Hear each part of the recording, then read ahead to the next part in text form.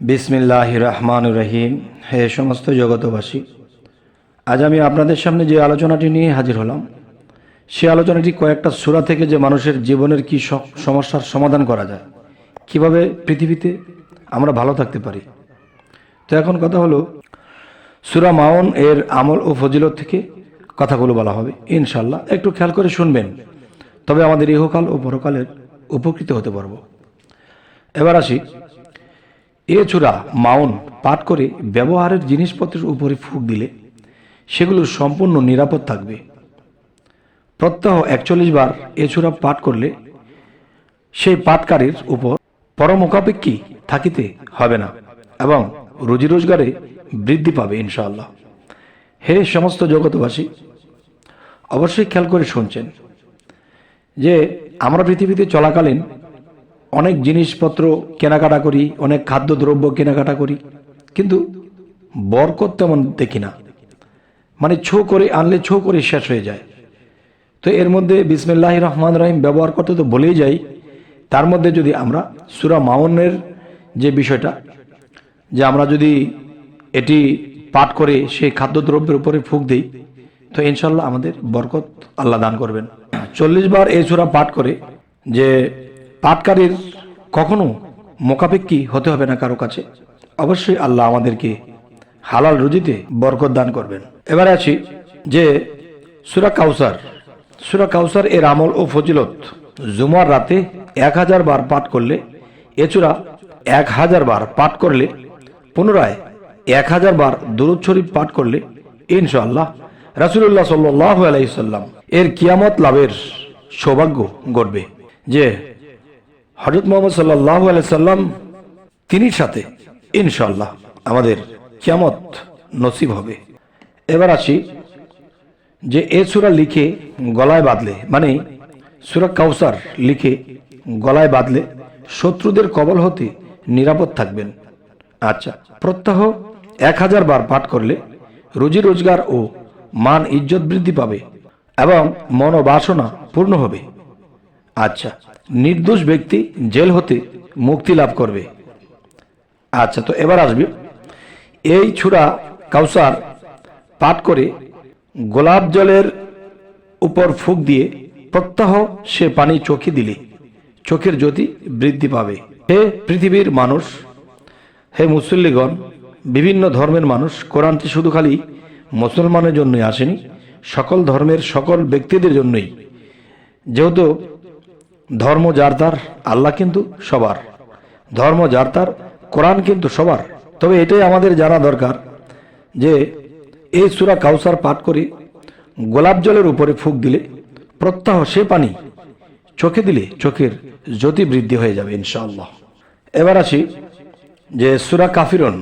সূরা কাফিরুন এর আমল ও ফজিলত, এই সূরাটি রবিবার দিন সূর্যোদয়ের সময় 10 বার এই সূরা পাঠ করে মহান আল্লাহ তাআলার নিকট যে কোনো মাকসুদ হাসিলের জন্য দোয়া করিলে ইনশাআল্লাহ তা পূরণ হবে। আচ্ছা, কথাটা আমি আবার বলছি যে সূরা কাউসার রবিবার দিন সূর্যোদয়ের সময় 10 বার এই সূরা পাঠ করে মহান আল্লাহ তাআলার নিকট যে কোনো মাকসুদ হাসিলের জন্য দোয়া করলে ইনশাআল্লাহ তা পূরণ করে দেন।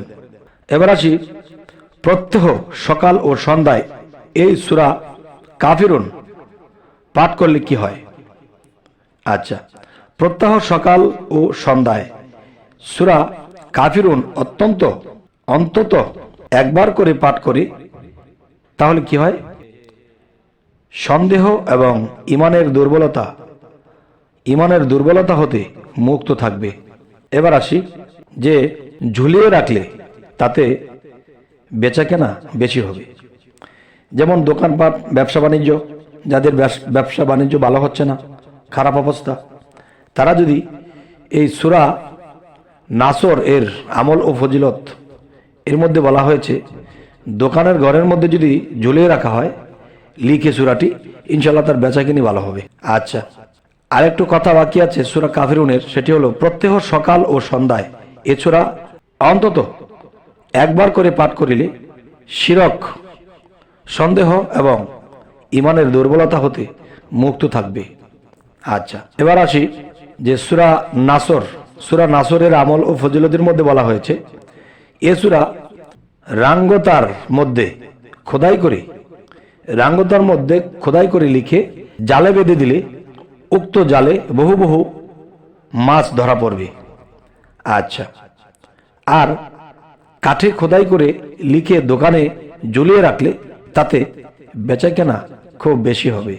এটি হলো সূরা কাউসারের আমল ও ফজিলত। তো এবার আসি সূরা লাহাব। সূরা লাহাব এর আমল ও ফজিলতের মধ্যে আল্লাহ কি বলেছেন, এ সূরা লিখে শরীরের বেদনার স্থানে বেঁধে দিলে আল্লাহর রহমত বেদনা লাঘব হয়ে যাবে। আচ্ছা, এবার আসি 7 বার এ সূরাটি পাঠ করে কিছু লবণের উপর ছিটা বা কিছু লবণের উপরে 7টি দম করে বা ফুঁক দিয়ে শত্রু ধ্বংসের নিয়ত করে ওই লবণ আগুনে ভিতরে ফেলে দিলে মহাপ্রতাপশালী শত্রুও একেবারে নিস্তেজ হয়ে যাবে অথবা ধ্বংস হয়ে যাবে। তবে অবৈধভাবে এ আমল নিষিদ্ধ। কথাটি আমি আবার বলছি, সূরা লাহাব এ আমল ও ফজিলত, এ সূরা লিখে শরীরের বেদনা স্থলে বেঁধে দিলে আল্লাহর রহমতে বেদনা ভালো হয়ে যাবে।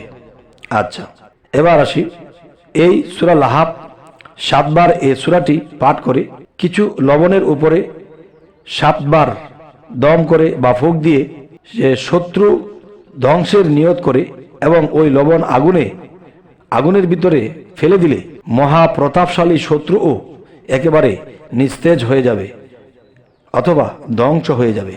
তবে অবৈধভাবে এই আমলটি নিষিদ্ধ। তবে আমাদের এই চ্যানেলের আলোচনা আপনাদের কেমন লাগে অবশ্যই আমাদেরকে জানাবেন এবং অবশ্যই সাবস্ক্রাইব করে নেবেন, পরবর্তীতে যেন ভালো আলোচনা এনে দিতে পারি। সকলে ভালো থাকবেন। আল্লাহ হাফিজ।